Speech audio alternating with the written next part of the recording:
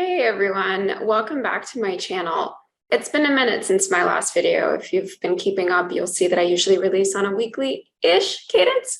It's been about a month, so really sorry about that. I got COVID a month ago and I'm honestly still recovering. I don't know if you can hear it from my voice, sound a bit raspy. Hopefully I don't crack during this video because I've had my voice cracking on meetings for the past couple of weeks and it's been really embarrassing. But hopefully I can make it through. I wanted to talk today about why you should consider working at a larger company versus a smaller company. I've gotten this question a lot from some of our interns, from people who are kind of new to the product management world, who are worried about making the wrong decision for their career. I think everybody gets really excited about going to work for big tech, and it has its advantages for sure. But for some people, working at a smaller company is the right fit. So let's walk through kind of the differences, the pros and cons, and hopefully by the end of this video, you'll feel a lot more comfortable with your choice. So let's start with why you would want to work at a larger company. First of all, it's about your risk tolerance. Do you like risk? If you like risk, you should start thinking about if a large company is right for you for a few reasons. First of all, when you work at a larger company, you obviously have a large amount of people that work at this company with you. That means that your direct impact on this business is going to be much smaller than your direct impact at a small company. Conversely, it also means that you have less chance of making a large mistake that very negatively impacts the business. For some people, that's a real distinguishing factor in whether or not they want to go work for a large company versus a small company like a startup. If you're really interested in kind of getting in and immediately making a big change and being part of real impact to the business immediately after school or maybe a couple years into the job, then you should probably go work for a startup. So that's risk tolerance and impact.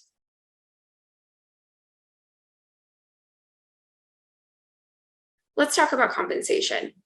Generally, larger companies are going to have a better compensation package. It's just fact of the matter. They have more budget. They usually are already public, so you get stock as part of your compensation package. And they have more room to give even starting positions a higher salary. Smaller companies might not be as well funded. They might be pre-IPO, which means that your stock that you do get, in theory, is not worth anything until you have some kind of internal liquidity event or you do go public. So that makes a big difference. For a lot of people, that stock compensation is really what makes them decide to go to a larger company. It's basically guaranteed income, whether or not the company goes public, again, because it's already public. So that's compensation.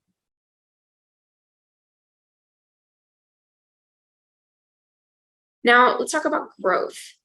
When you go to work for a larger company, you will have an absolutely defined path to growth, but it's going to take a while longer. To get promoted at a larger company, you have to go through certain requirements. You have to be in a job for a certain amount of time. You have very clearly defined goals, and it's not as easy to quickly move up the ladder. You also probably won't be able to jump titles. So for example, you won't be able to go from a product manager to a senior product manager nearly as quickly as you would at a startup, just because, again, there's a more defined career path and there's a lot more bureaucracy around promotions. That's just how it works. But you will always know that exactly what you need to do to move forward with your career and move up. So if you're comfortable with that kind of slower progression, but with clear goals, then it's a good fit for you. Now, if you're really eager to kind of hit the ground running and you want to grow really fast and you want to make a lot of impact, working at a big company may feel monotonous to you. You may feel like you have a lot of hoops to jump through to get to where you're going, and it might start to frustrate you. If you get frustrated by process, for example, so if you want to go affect change in a different part of the organization, you might have to go through a lot of different people, which again might feel monotonous to you, might not be a right fit.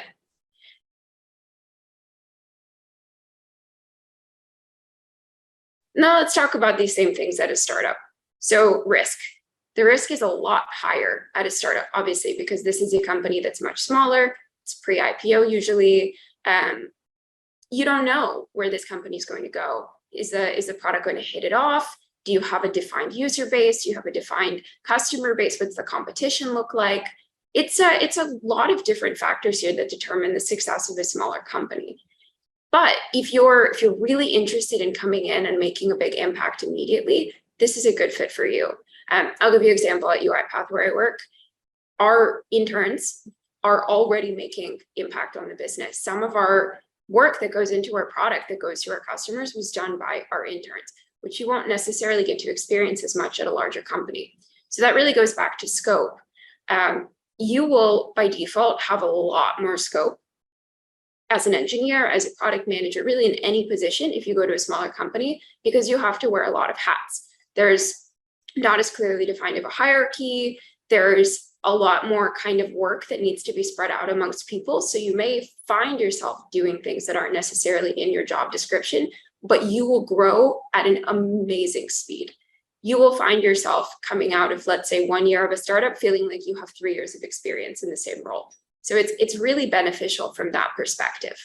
And, going back to that risk, because you have so much more ability to make such direct impact, if things go well, you will see a very positive impact directly from you on the company. Conversely, if things don't go so well and you've made a poor decision, you will see the business negatively impacted by things you have done, which can be really scary. These are still all great opportunities for growth. But again, if those kinds of lacks of guardrails worry you, small company is not for you.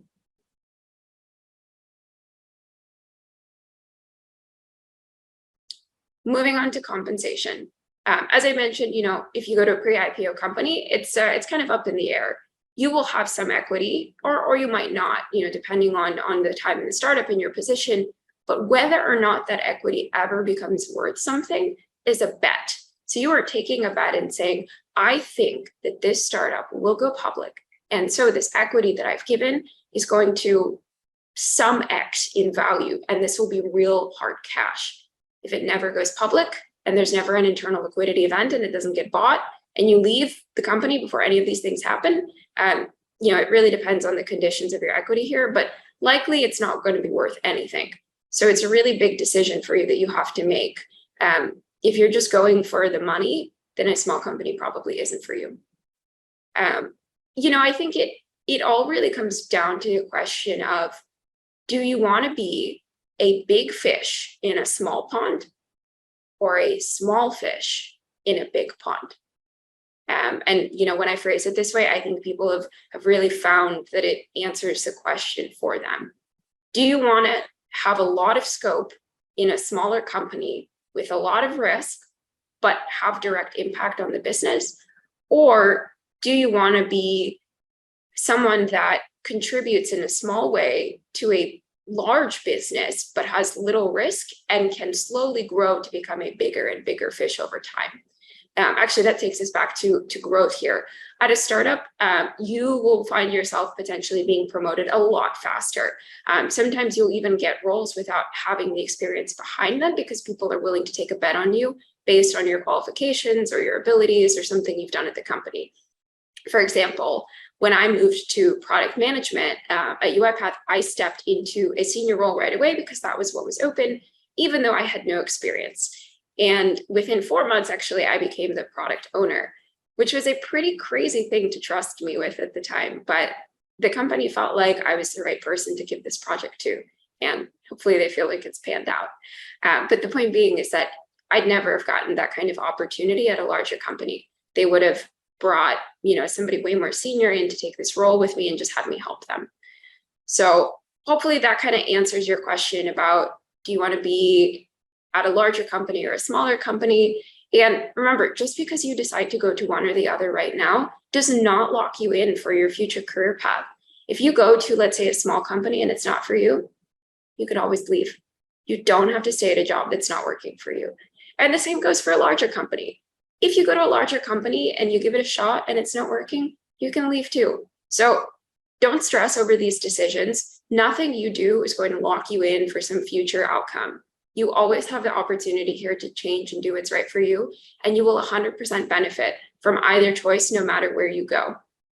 So hopefully that was helpful. Thanks a lot, guys, and I will see you soon. I have a Women in Tech series that I'm working on that I'm really excited about, and I'll tell you more as soon as I have something ready. Talk to you guys later. Bye.